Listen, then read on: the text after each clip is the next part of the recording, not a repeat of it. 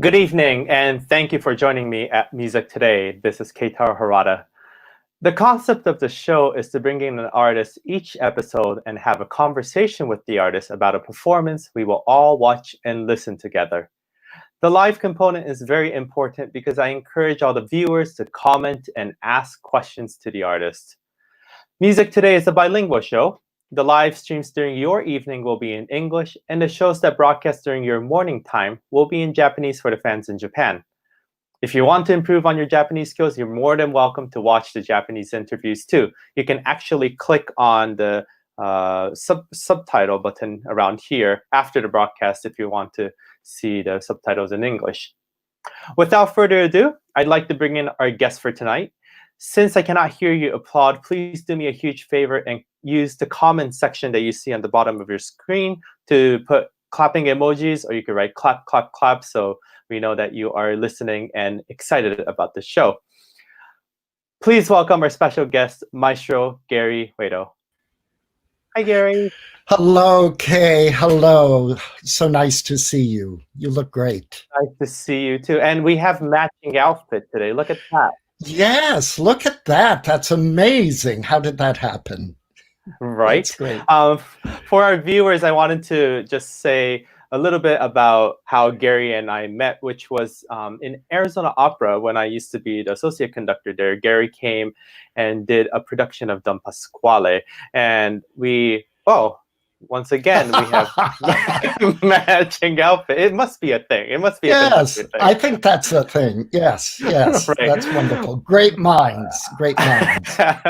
But at least today, Gary, we planned this out for today. But this picture back in Arizona wasn't planned. We walked in and then we had pink shirt and blue jeans at the Arizona Opera Building in Phoenix, and there we were. Yeah, good time. Oh, that was a great time. That was a great time. I'm also sharing this photo from our production. Cast. Mm-hmm. But yes, and there's Chuck Hudson, our wonderful director. Yes, there indeed. You are, and that wonderful, wonderful cast. Craig Kolko as Don Pasquale. Yes, what a great show. So ever since Gary and I've worked together at Don Pasquale, Gary, you have been such a wonderful mentor to me, a friend to me, and just a musical, my musical muse, because every time I have any questions about particular repertoire, especially the repertoire that you're a specialist of, I've gone to you for answers because I know that you could tell me the answers to all of my questions. So thank you for this friendship. Mm-hmm. Thank you. So before we get started with the music, I just wanted to recognize some of the guests that we have watching already. Matthew Swanson from Cincinnati, Marnie, Andrew Owens, thank you. Andrew. Ryan Hello, from Brian. Savannah, Maestro Turner. Maestro Janan, David Sung, violinist. Yes. Concert master from Arizona Opera.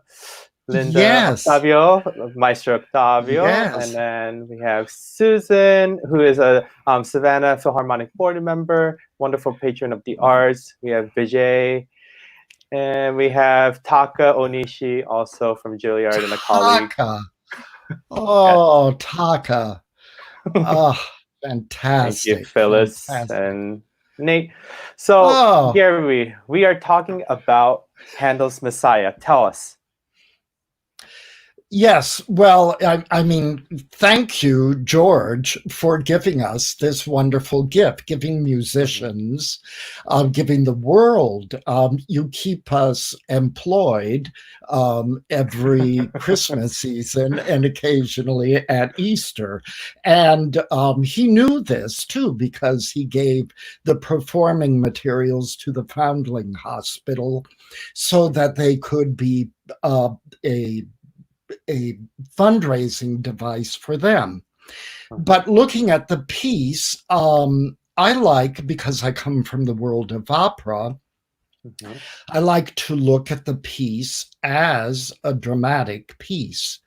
I went to the New England Conservatory. I went first to Indiana University and then in Boston to the New England Conservatory. And my first professional job was as the associate conductor with the Handel and Haydn Society, Mhm. which was conducted at that time by Tommy Dunn, who was a wonderful conductor and Handel scholar. And I played the harpsichord, the continuo, in the Messiah performances. So Mhm. I got to learn the piece from the inside out. And I learned that it was a dramatic piece. It's not an opera with a story of people. It's more a story of ideas, a drama of philosophy. There are Mhm. a few sections that actually describe dramatic scenes, but Jennings, the librettist, actually in the libretto lays it out like an opera libretto. There are different scenes, different themes for every scene, different themes for each act. So I think as a conductor, you have to put your GPS on, your GPS Google map, and make very sure where you're going, how you're going to get there, where you're going to take your pauses, how you're going to connect the sections, and how you're going to add variety, drama, and show the audience Handel's structure and Handel's philosophy about it. It's a political statement on one hand because Jennings had a bone to pick with the Georgian kings. So when he chose King of Kings, Mhm. he was saying, I don't believe in an earthly king. And Mhm. he also believed very strongly in miracles. So that is why we have the beautiful sections about the miracles. Mhm. And the other thing about Messiah as a conductor is, and you talked about it last night with your maestro guest, Mhm. and you have talked about it with a couple of your other guests. I'm not only asking them to play music that is complicated, but I'm asking them to play it in a special way. Um, Baroque music doesn't have a lot of musical indications. Mhm. So I have marked my parts and my scores a lot. Right. I sometimes tell them, don't look at the trees, try and see the forest through the Mhm. trees, but to give a lot of detail and to show my ideas about Messiah, which I think is so important for me to express myself. Because in a very short rehearsal period, you want to bring a very full, very detailed experience both to the performers and, of course, to the audience. So you're asking the players to play a very difficult, challenging music, though many times they've played it many, many times, so it's kind of Mhm. in their DNA. But I'm also asking them to play it in, if it's not an early music orchestra that I'm working with, I'm asking them to play it in an early music style, perhaps not in a way they're used to playing. So Mhm. it's sometimes challenging, and I enjoy that. And usually I find they enjoy it too. Orchestra members, I find, are interested in a challenge. They're interested in doing something different. And especially with a piece like Messiah, that it's like Carmen in the opera house. Oh, we're going to do Carmen. And you hear this, oh. because it's long, it's difficult, it's challenging. But if you can bring something interesting and exciting to it, I think that's makes the performers sit up.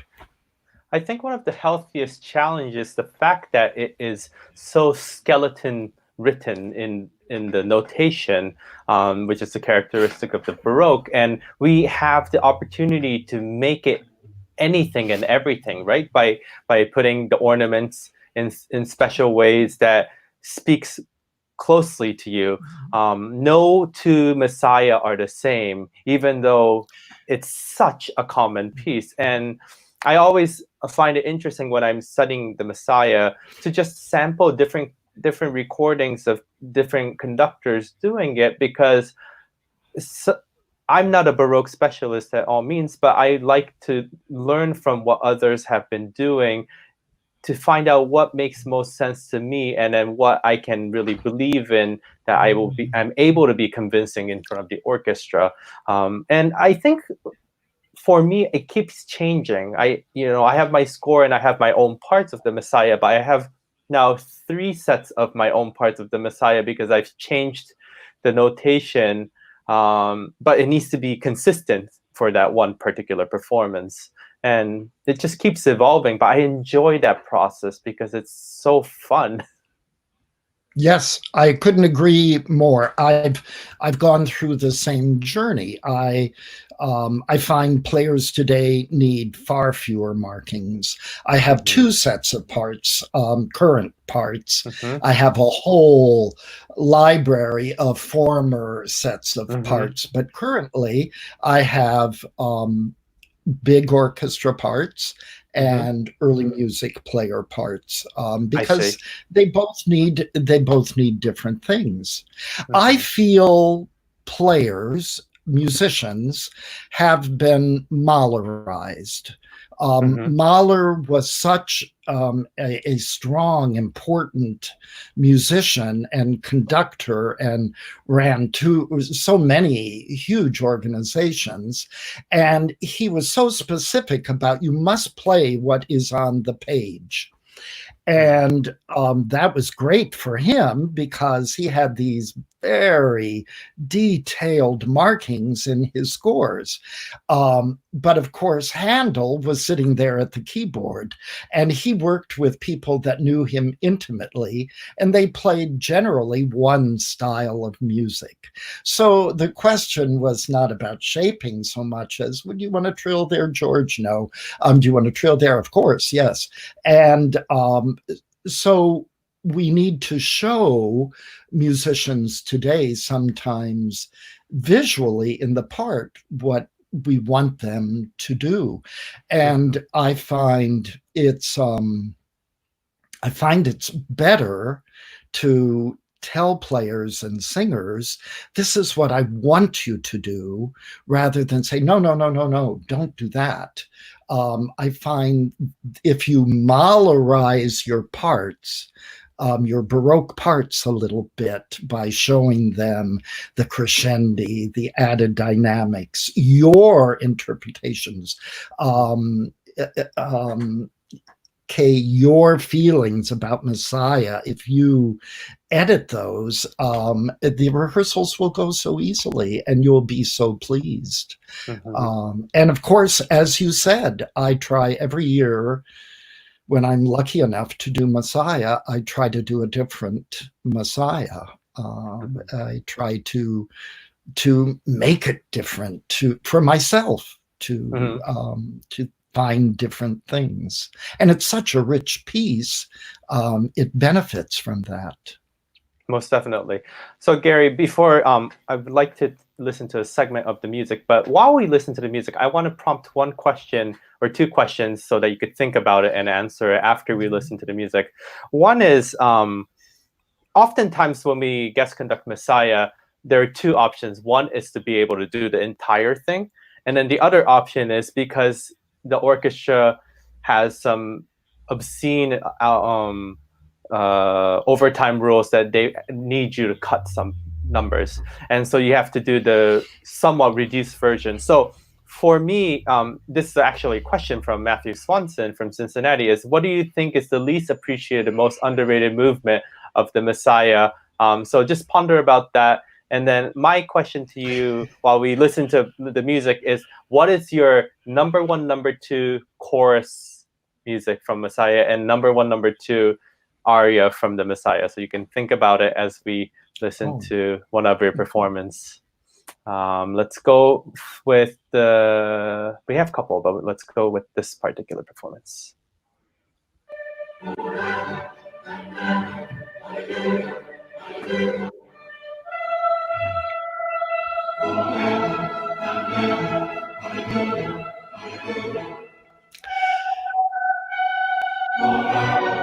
That's Seattle. Mm-hmm. And it's the concertmaster for that was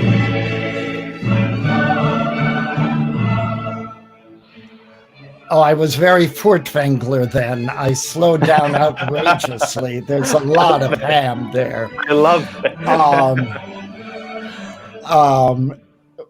Emma McGrath is the concertmaster. We have Amanda Forsyth as the soprano, Magdalena War, Andrew Stenson, Kevin Burdett, wonderful quartet. It was a lovely performance. Yes, I had the organist. You see, the organist isn't at the positive organ. More ham. I had him sneak up to the big organ. So at this section, he could blow the roof off.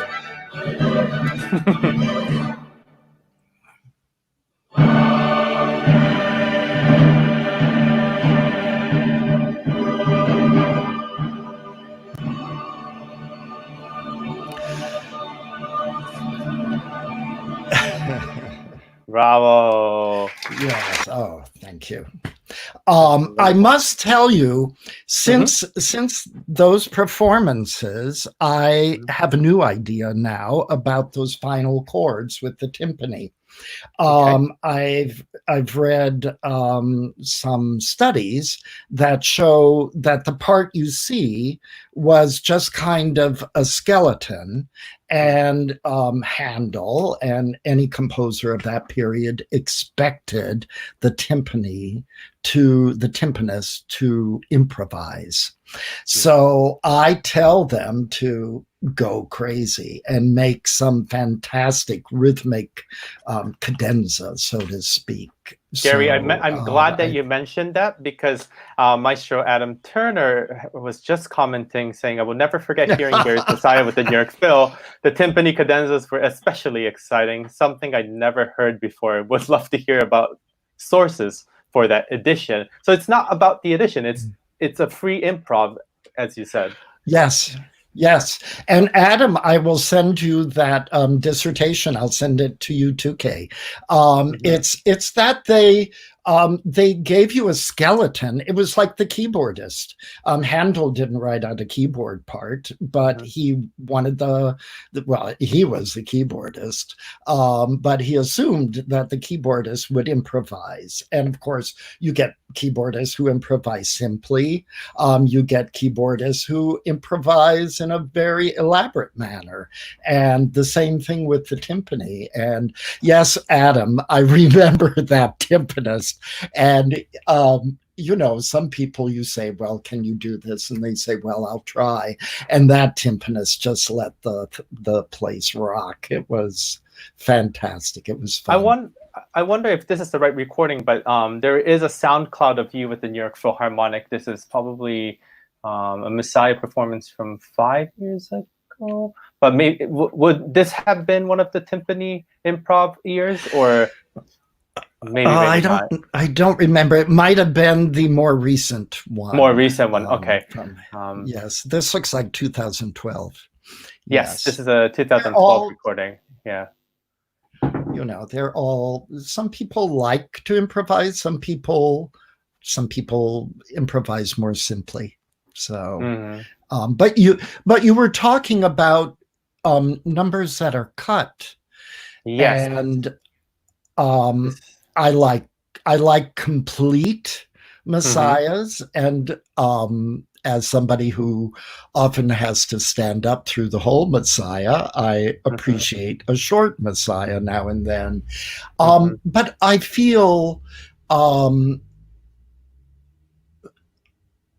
some of the parts that are often cut are the arias that come later in the oratorio. One of my favorite arias, often a soprano aria, is How Beautiful Are the Feet, which is a Siciliano aria. And it's so gorgeous and so poignant, and it talks about the prophets and the disciples. And that often gets the axe because it's not dramatic. Right. And at the end of the oratorio, you get the arias. We're all eager to get to the end, the final amen. So Thou Art Gone Up on High, which Handel transposed for every voice type. And Kevin Burdett, who was the bass in that performance in Seattle, I've had him do that because I think there's something marvelously exciting about having a bass saying Thou Art Gone Up on High. But I think that's an underrated aria and one of my favorites. And then, theologically speaking, one of the most important arias, If God be for us, who can be against us? And that is really the whole point of the oratorio. And of course, again, Handel didn't do the oratorio only to entertain us. He did it, he wrote it to make us better. He actually said that. So leave those arias in. I sometimes think when we do a short messiah in the intermission, we should do all the movements we cut for the audience that stays, or figure out some other concert that we could do with what you're not hearing tonight. Yes. Gary, I'm going to go with a little bit of a technical question. So I always have been using the Novello edition, and then we have the question of what two editions, and this is from Jesse Long, what two editions do you use for your large orchestra and period orchestra? Yes, well, I think the editions would be the same, because the text is the same. How you bow them and how you maybe do the dynamics are different. And I will give you a trick that I've used that is wonderful for large orchestras. If the orchestra parts usually have the oboes doubling the soprano line. If you have a large orchestra and a large amateur chorus, not a professional chorus, but an amateur chorus, I have a set of wind parts, which are two oboes, soprano, alto, and two bassoons that double the tenor and the bass. So it's a quartet of winds. And that lifts an amateur chorus. Now, I'm not saying amateur choruses are bad, but those coloratura sections are just horrendously difficult for professional choruses. And you get a couple of bassoonists playing along with the tenors and the basses. It brings real clarity to them and it lifts them. And the same with the oboes. The oboist playing the alto can't play all the notes, but you kind of adjust it, and it's a wonderful lift for the piece. Oh, that's a I wonderful grew trick. up. Yes, it's a great trip, and it's absolutely stylish. It is absolutely period practice. In fact, Handel didn't write wind parts for many of his oratorios or his operas. He just gave them to his copyist, and the copyist put in, unless Handel had an oboe solo or a bassoon solo. So I think that's a wonderful thing to think about.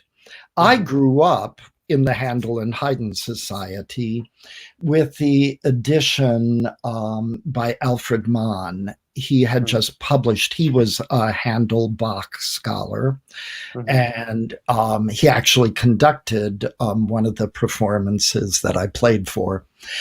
He was a very sweet man. He probably was not the best conductor in the world, and he felt that Messiah was a contemplative work. So it was a very long and a very slow Messiah because we had to contemplate every movement. But he certainly knew his Handel and his Bach, and he has a very wonderful edition that is now available. It's published by Dover. So if you're looking for a nice edition, it also has a realized keyboard part. That is actually a reasonable edition. That is very good scholarship and has, I still use that edition for keyboardists that don't want to improvise their own part because it's a full score. But now I use the Bärenreiter full score, which is edited by John Tobin for my performances. And then many early music conductors have made their own editions from the manuscript, and you can get the manuscript and you can see the various adjustments Handel made in the manuscript, and that's also interesting. And of course, there are variants. Here's a question about singers. Do you prefer using a mezzo or a countertenor? Alan, how are you? So wonderful to see you. See, remember that this is a live show, so there's a lot of questions coming in. So we want to make sure we recognize all of these. But yes, what do you think about mezzo? Yes. Well, nothing against countertenor. I married a countertenor, so I love countertenors, and I've done Messiah with many countertenors. But the first person who sang Messiah, the mezzo part, was a wonderful person, a notorious person. She was Susanna Sibber, and she was not only a singer, but she was a famous actress. She was one of David Garrick's favorite actresses. And she had just been involved in a very notorious and shocking divorce case, which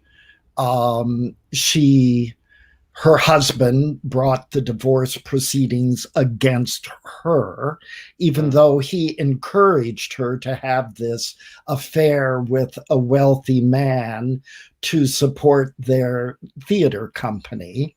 But she fell in love. And to escape the fame, she went to Ireland to start her career again. And Handel found her there and said, I will write this part for you. So I think I always tell my mezzos that you're not a virgin. The soprano is the virgin. You are a wicked woman. You are being redeemed. So when you sing, he was despised, you know exactly what they're talking about because you yourself have been despised. And evidently, Charles Burney said she only had a thread of a voice, but she was this great actress. And that's what Handel wanted, which I think is another clue to how this should be performed. You know, we often see Messiah performed like this. And he had this actress, one of whose roles was Lady Macbeth. So I think he was looking for something much more dramatic, much more earth-shaking, if you will, than a serene kind of afternoon concert. Fantastic. In the video that we just watched, you had Magda singing mezzo. Magdalena Ward, yes. And then my recent Messiah also was Magda singing mezzo, and then my upcoming Messiah in November with the Savannah Philharmonic is also Magda. So we have a Magda common denominator here. I love her. Yeah. And she's what I'm talking about. Very, very dramatic and kind of sexy. And, you know, I feel the roles in the oratorio are like MGM Hollywood casting. The soprano is the virgin. She's the angel, the young maid. The mezzo, as we said, is the kind of sexy, downtrodden, despised woman. The tenor's the hero, and the bass is kind of the grumpy father figure. Have you done your homework? So it's beautifully cast. It is. Before we go to our next subject, I just want to make sure that we recognize some hellos for you from conductor Caleb Young, of course. Hello, Caleb. Member Earl from Arizona Opera. We have Gavin. We have Sahar Nouri, conductor and pianist. We have one of our favorite tenor, David Portillo, also joining us. Oh, David. Ryan. Also here. From where we met.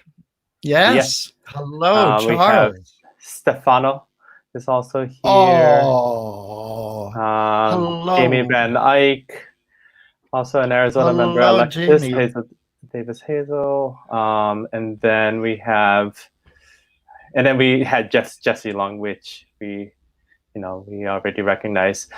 So Gary, would you share us a little bit about your upbringing, how you decided to pursue a career in music? And, you have this amazing career where you started off as a pianist, then a collaborative pianist, then a chorus master, Santa Fe, Canadian Opera, New York. And then you are so busy now as an opera conductor all around the world. Tell us a little bit about your journey. Well, I'm lucky, and I'm grateful. I grew up in Indiana, and I went to high school music camp at Indiana University. And so that was the state school. And I loved the summer experience, and I fell in. It was his first year of teaching there. I fell in with, as my piano teacher, George Bollett, a big Liszt pianist, virtuoso. He terrified me. He was 6'2" and built like a linebacker with this severe mustache. And he told me once, he said, if I don't yell at you at least once a lesson, you're not getting a good lesson. And but he loved opera. He had studied conducting with Fritz Reiner. He did a little conducting on his own. He came to a recital that I played for a singer Indiana University, the Jacob School of Music, when I went there were two nicknames. One was, they're both very cruel. Students are cruel sometimes. It was known as the school that Hitler built, because it was all these refugees from Europe teaching there. Great conductors, great coaches. You'd walk down the halls and you'd hear Polish, you'd hear Romanian, you'd hear Hungarian. And the other cruel nickname was that it was the graveyard of the Met, that all these great singers who had sung at the Met, when they retired, would come to teach at Indiana University. That's horrible. But it's horrible. But how lucky for me. I played in these studios for Margaret Harshaw, John Adangelo, Eileen Farrell, Zinka Milanov taught there. Great singers. So George came to a recital I played for a singer. And he came back afterwards and he was furious. He said, "Why don't you play the piano like that when you play for me?" And it was a light bulb moment that I love Haydn sonatas and I love Chopin etudes, but when somebody else is playing them, for me, making music is collaborative, and playing with the singer turned me on. And he saw that. And then from then on, that was it. He encouraged me to become a collaborative pianist. We talked about in the future that I should pursue conducting. He was a great mentor. When I left IU, we stayed in touch. And then what's better than playing for one singer, working with one singer, but working with lots of singers. And I became chorus master. It was actually through Tommy Dunn at Handel and Haydn Society. He helped me too, encouraging me to conduct. And I was chorus master at the Santa Fe Opera. I like to tell people that Joyce D. Donato was in my chorus. Many great singers. I see you have Carl Tanner coming up, or did you have him as a guest? Carl is coming up next week. Yes. Well, Carl was in my chorus at the Santa Fe Opera. He's a wonderful friend. And of course you meet so many great maestri. And at Santa Fe, I met two maestri that changed my life. Richard Bradshaw, who ran the Canadian Opera Company, and said, "We need a chorus master here." I went there for 7 years. And then George Manahan, who was the music director of New York City Opera, and said, "Come back home to New York City." And the key there is both these gentlemen, Richard and George, they said, "If you come and be chorus master, we know you want to conduct, but we need you as a chorus master. You come and be chorus master and we'll give you lots of opportunities to conduct." And they were true to their word. And they gave me opportunities that were appropriate for me, that showcased my abilities. In Canada, I did a whole series of Baroque operas, La Callisto, Giulio Cesare by Sartorio, other early pieces, Rossini, Petite Messe Solennelle, and a couple of world premieres of contemporary pieces.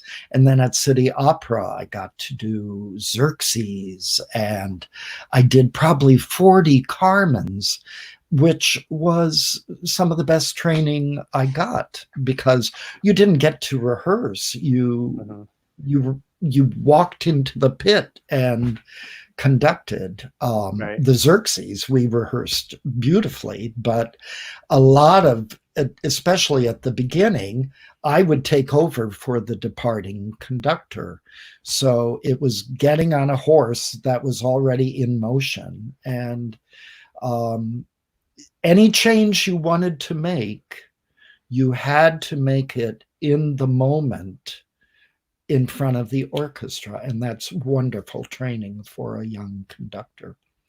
Speaking of wonderful, conductors, singers, and stage directors, I wanted to share everyone this particular photo. Oh, well, you see, conductors can't exist without singers and players. Mm-hmm. And that is the great Italian soprano, Nuccia Focile, who I've had the pleasure of doing, I think, 4 operas with Nuccia in Seattle, and that's her in costume as Susanna in Nazi di Figaro, our last show together. Nuccia is, I'll never forget the first time I met her.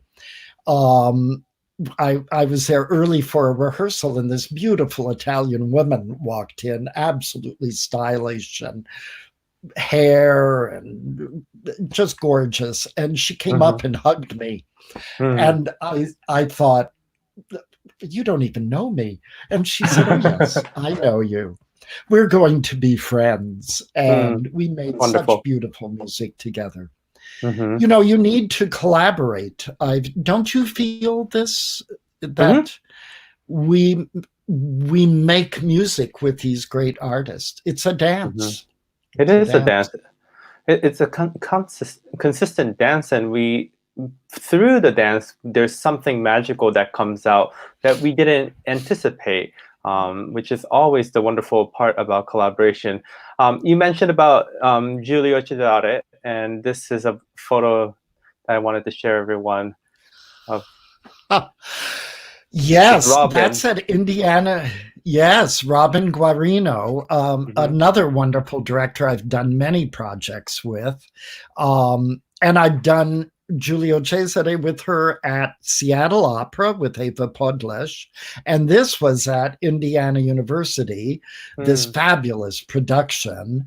They have such amazing facilities there, and this incredible Sphinx head that was in the show. That's the other thing. You mentioned Ardon Pasquale that Chuck Hudson directed. Yes. I feel the director's job is to show the music to the audience. And that is, so if you have an unsympathetic, there's Chuck. If you have an unsympathetic director, or a director that doesn't know or understand the music, you're in a horrible mess, because the director has to make the singers look good, feel comfortable, and he has to show the audience what the music is about. And I think it's so important to have a director who is sympathetic to what you feel about the music and is willing to listen to your viewpoints about the music, and is sympathetic to the singers and wants to make them look and sound good. Performers are vulnerable, and they're delicate, and they're precious, and I certainly can't do what they do. I've tried to sing, and believe me, you don't want to hear it. You've mentioned that to me before. But you do sing in rehearsal, though. Like I recall many of rehearsals that you, because by vocalizing what you want, the singers can immediately understand the intention of, what you're trying to achieve, what you want them to achieve. So I've heard you sing. But conductors Yes, aren't and I supposed to think be great singers anyway, so. no, and I do think every conductor must sing. You must sing. You must understand how the mechanism works. It's just like you must understand how a violin works or a trombone. Or, I tell conductors all the time, I spend half my time in the opera house watching a singer's lips and watching their diaphragm, because that's how you're going to coordinate with them. But God bless singers. God bless instrumentalists. You know, they do it. They do it. Gary, several more hellos that are watching from Michael Colgan from Cincinnati Symphony. Yes. Carolyn Marlowe mentioning about wonderful director. Acting and oratorio. So Liz Stunning, librarian from Cincinnati Symphony. And then Liz has saved my life. Liz saved my life. Librarians are the best. They are the best. John Holland from Fort Lauderdale. A wonderful tenor. I'm glad I didn't say anything bad about tenors. Yet. We have Richard Kozlowski. Another wonderful tenor. So we're saving all the tenor jokes for the end of the show. Not now. Not now, exactly. Adam is saying, we do want to hear Gary, of course. And then people are mentioning about how you have a wonderful voice.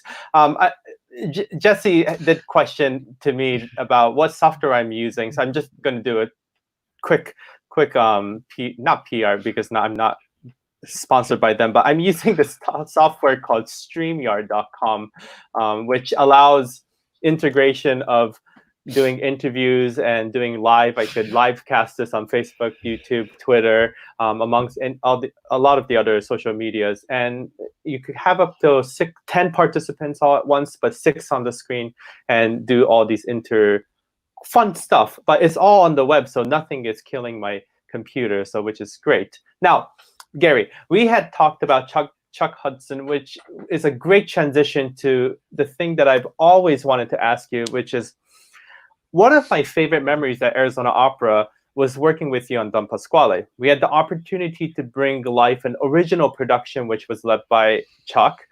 And it's a comedy. So I want to know, what are some challenges of bringing the essence of comedy out in vocal music? And some of the things that I so recall from our rehearsals together was that it has to be calculated, but it has to be spontaneous. This calculated spontaneity. Would you tell us a little bit of Don Pasquale? And I have some videos that we can share our viewers today.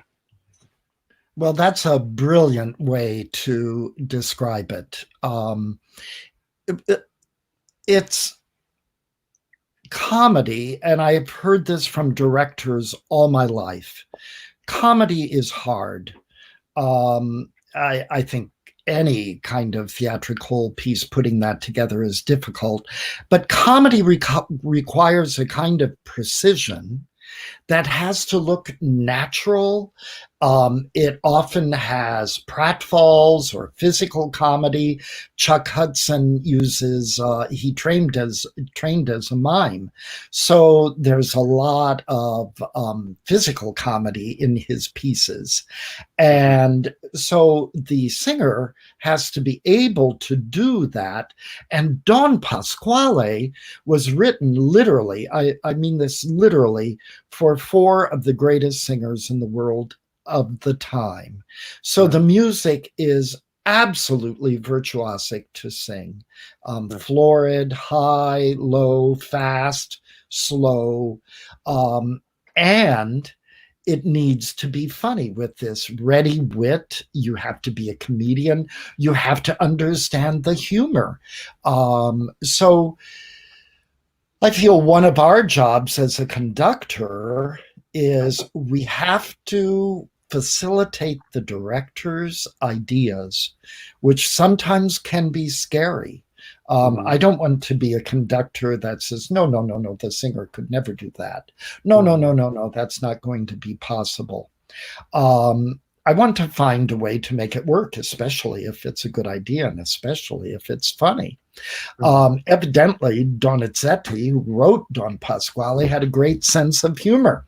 So he loved humor, and he was a wonderful person to be around.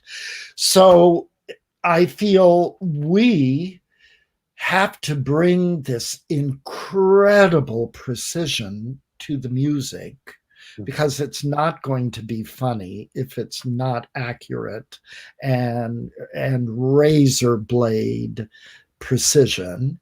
And we have to make the singers feel comfortable, secure, that we're there with the safety net, always ready with the chord, always ready with the right tempo, always ready. Oh, well, you're going faster today. Oh, I see. Okay, you need to go a little faster.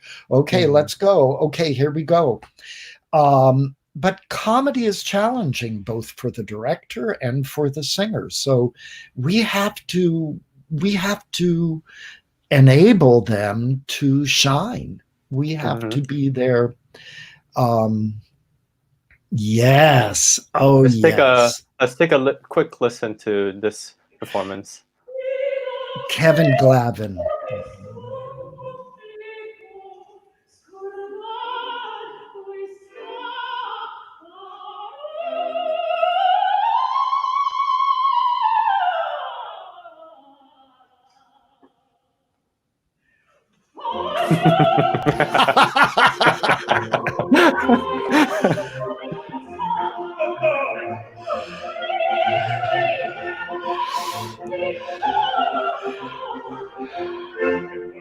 It's about the pause, right? Because the comedy is in the silence. Oh my God, thank you for saying that. Thank you. Thank you. It's all about the rest. The pause is sacred. And I think that's about music too. We're also eager to go on, but it's about that rest. But there you have four brilliant comedians. You have Lisette Oropesa, who's one of the greatest singers in the world today, but also a very funny, happy human being. I mean, she just is happy to be in the rehearsal room. And you have Kevin Glavin, he never stops being funny. And Javier Abreu, who's sweet and charming, and Josh Hopkins, that was his first Malatesta, and he was somebody. Malatesta is so difficult. It's so fast, and it has so many words, and it's high, and he was like, okay, I can do that. Okay, you want it faster, higher, lower? Uh-oh, the diva in her bathtub. Yeah, speaking of Lisette, let's take just a quick listen to another one.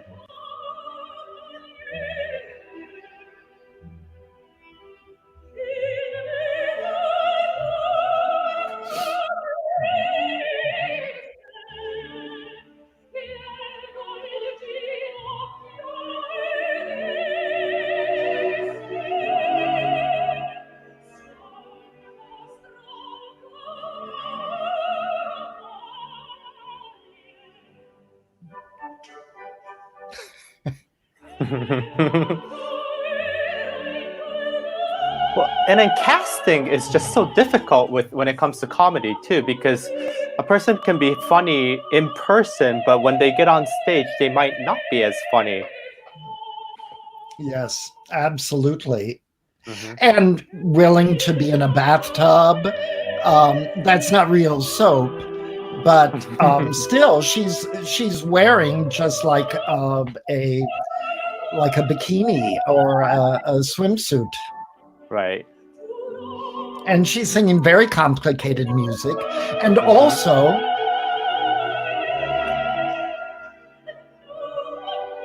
she's probably, I would say, a good 80 She's probably a good 80 feet from me. So on top of her acting in a bathtub, I'm on the other side of and she's way upstage because then she comes downstage to sing the rest of the aria, to dry off and put her clothes on. She plays a Hollywood movie star. It's a wonderful production. It's just great. But we're so far apart. And that's the other thing about opera. You're kind of like in a baseball stadium. And so you have to kind of keep your eye out for first base, second base, who's going to try and steal, who's behind, who's ahead. But luckily, we have wonderful colleagues and wonderful singers that are skilled stage performers and know how to pitch and know how to catch. That's what it's all about. And you have to know when to do which. We were saying it's a dance. You have to know who's leading. Are you leading now or am I leading? Am I following? Are you pitching? Am I catching? What are we doing? Because if you don't set up that chemistry and know when it's appropriate, because sometimes you have to very much lead and sometimes you have to be there ready at the drop of the proverbial hat to pick them up. Oh, and I think that is the art of conducting, because we have to be them. We have to be the soprano. We have to be the violinist. We have to be the timpanist. There's not a single millisecond of thinking about anything else but what we're doing at that moment, thinking about what had happened, thinking about how to preface what's coming up, and then anticipating what is going to happen in like 5 minutes from now. It's right. It's constantly on high. I have a couple hellos. Also, a conductor from Japan, Yuko, who conducts in Paris, is saying comedy and opera is really interesting topic. We Jesse says again, comedy is so much harder. Janet is saying hello from us. And then we have a comment from John saying hello from Miami. And then Maria, yes, that Chuck's production never laughs so hard. So I have to say hello to Pat Neely too, a wonderful violone player who's listening in. Hi, Pat. Fantastic. Hi, Pat. Hi, yes, Pat. Please comment if you're watching. Please do. So, Gary, despite this pandemic, it seems like, as when I was talking to you earlier and watching your social media and everything, it seems like you haven't slowed down with your musical output. Please share us a little bit about your recent activities with the Boston Lyric Opera and the Des Moines Metro Opera. Yes, well, both these opera companies, well, I should include Salt Lake City, Utah Opera. We were canceled at the dress rehearsal of Barbara of Seville, and that was very sad. And I was just supposed to be finishing performances of Giulio Cesare in Boston with Boston Lyric Opera, and now I'm supposed to be at Des Moines Metro Opera doing another wonderful comedy, Platée of Rameau, kind of contemporary of Messiah, but funny. And I have to say, all of these opera companies have paid all their artists fees or a cancellation fee. And I know they've done this at risk to themselves, and it's been difficult for them. But it has allowed the artists to keep eating and to keep going on. And to the freelance artist, and many singers are freelancers, this is an amazing thing. This is an amazing gift. So I want to thank them.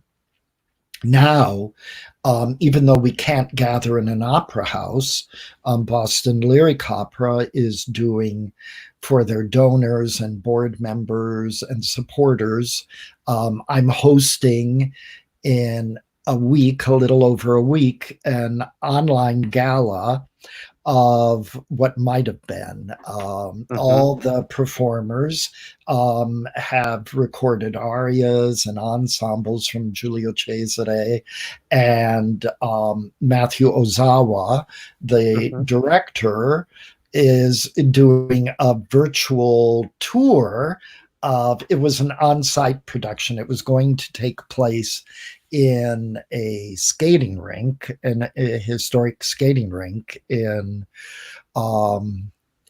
Boston, but there was going to be a pyramid and Egyptian gates, and the orchestra was going to be in the middle of the stage, which is very Baroque. And so Matthew's going to take them through a tour. We're going to keep making music.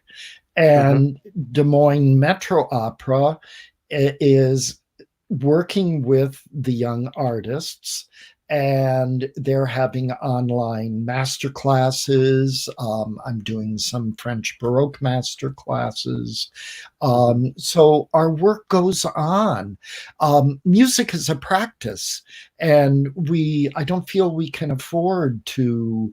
We can take a few days off, but my teacher George Billette said you can have Christmas and Thanksgiving off and not practice, but the rest of the time you have to practice all the time. It is a practice, and so these young artists, I feel particularly important. It's particularly important that we support them and keep their forward momentum. And Des Moines is doing this wonderful project with them, and I'm so happy to be a part of it. And hopefully all these projects, I'm hoping, will be rescheduled for the future. Yes. Gary, before my final question for today, one sort of cute question came about, which is, can you tell us the origin of your amazing middle name, Thor? Yes, I'm so proud of my name. I was not when I was growing up, because I'll tell you, there was always a third grade teacher who would say, "Is your middle name really Thor?"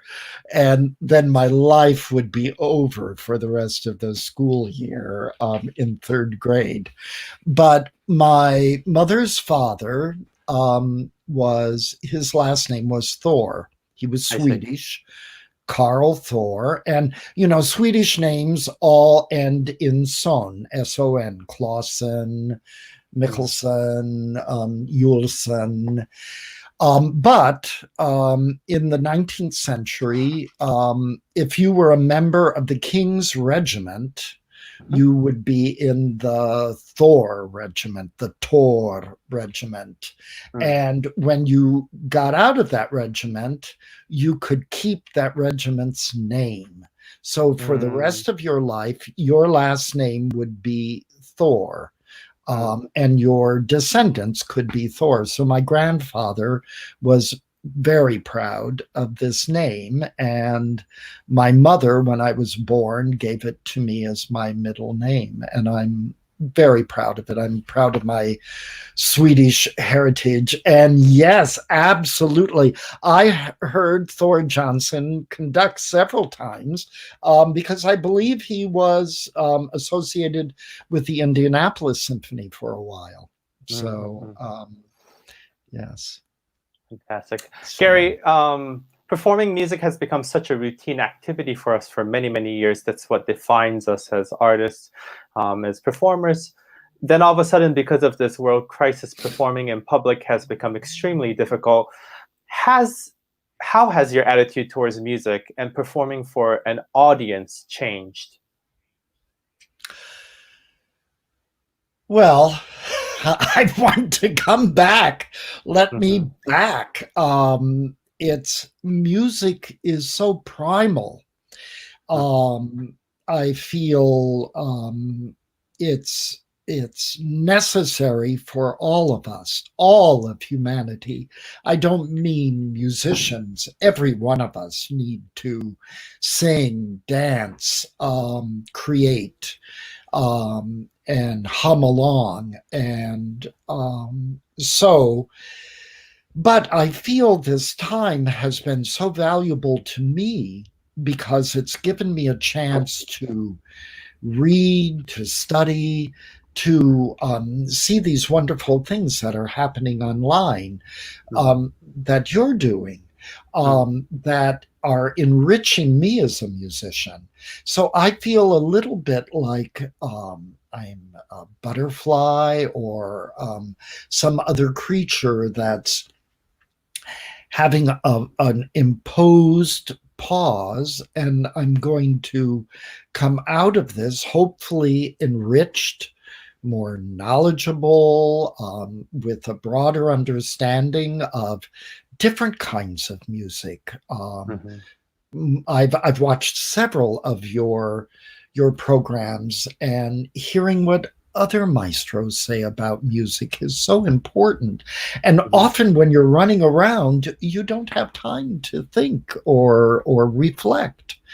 So I know we're going to come out of this. I know we're going to come back to making music together, because it's one of the most important things for humanity. Fantastic. Thank you so much for your kind words. And before we close the program, I just want to make sure I share some upcoming guests that are coming soon after Gary. Tomorrow we have pianist Ian Parker, singer Stephanie Foley-Davis, conductor Tito Munoz, Deanna Brywick, also another singer Carl Tanner, who we talked about earlier, and Sarah Hicks this week. So please, it's always 9 p.m. Eastern Standard Time, so please come and join us. And Gary, most importantly, before we close our program, happy birthday. It's my birthday in Japan, isn't it already? I am talking to you from the future, and it is your birthday, so I will celebrate a little bit ahead of you. Thank you. Thank you. I'm very grateful. I'm grateful to be alive, and I'm grateful for my wonderful friends. Thank you.